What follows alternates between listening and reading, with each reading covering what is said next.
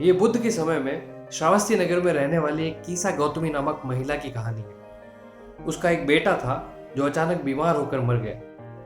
कुछ समय पहले ही उसके पति का भी देहांत हुआ था। उस पर जैसे दुख का पहाड़ टूट पड़ा। पति की मृत्यु के बाद वह बेटे के आसरे ही जी रही थी। कीसा गौतमी का इकलौता बेटा भी मर गया। दुखी होने के बजाय वो मरे हुए बच्चे को अपने सभी पड़ोसियों के पास लेकर गई और उनसे दवा मांगी। तो लोगों ने कहा, गौतमी ने सदमे में अपना होश खो दिया है, उसका बेटा मर चुका है, कोई इसे ये बात समझाओ। गौतमी ने उन लोगों की बात को अनसुना कर दिया और आगे बढ़ी। तभी वो एक व्यक्ति से मिली जिसने उसे कहा कि मैं आपके बच्चे के लिए दवा तो नहीं दे सकता, लेकिन मैं एक ऐसे महात्मा को जानता हूँ जो शायद इसे ठीक कर दे। गौतमी ने उत्साहित होकर कहा, क्या आप मुझे बता सकते हैं कि वे कौन हैं और कहाँ मिलेंगे? उस व्यक्ति ने कहा, तुम भगवान बुद्ध के पास जाओ। गौतमी पूरी आशा और विश्वास के साथ अपने बेटे का शव लेकर बुद्ध के पास पहुंची और खूब रोई। गुरु, मुझे वो दवा दे दीजिए जिससे मेरा बेटा वापस जिंदा हो सके। बुद्ध ने उसकी मदद करने के लिए हाँ कर दी, पर उन्होंने एक शर्त रखी कि उसको एक मुट्ठी पर सरसों के बीज लाने होंगे। इससे वह बहुत खुश हो गई और शर्त को पूरा करने के लिए जल्दबाजी करने लगी।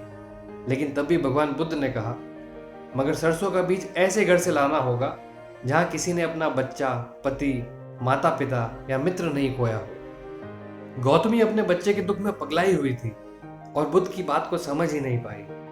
वह घर घर जाकर बीज मांगने लगी। बीज तो हर घर में थे, मगर उसे ऐसा कोई घर नहीं मिला जहां किसी ने किसी अपने को खोया ना हो। शाम होने तक धीरे धीरे उसे यह समझ आने लगा कि मेरे बेटे की मृत्यु तो निश्चित है, इससे बचने का कोई रास्ता नहीं।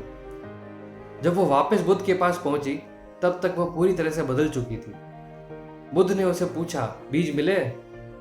तभी वह बुद्ध के चरणों में गिरकर रोने लगी और कहा, मैं अपने दुख में कितना स्वार्थी हो गई थी कि मुझे समझ ही नहीं आया कि मौत सबके लिए आम है और एक समान है। दोस्तों, जब हम किसी प्रियजन को खोते हैं, सबसे बड़ी समस्या यह आती है कि हमारे जीवन में हमें खालीपन महसूस होने लगता है, क्योंकि उन्होंने किसी न किसी रूप में हमारे जीवन को बेहतर बनाया है। इसलिए जब हम उन्हें याद करें तो हमें उन्हें खुशी के साथ याद करना चाहिए। बस हमें यह समझने की जरूरत है कि जीवन की प्रकृति ही ऐसी है कि आपको और आपके प्रियजनों को कभी न कभी मृत्यु का शिकार होना ही है। बात बस यह है कि किसकी मृत्यु पहले हो।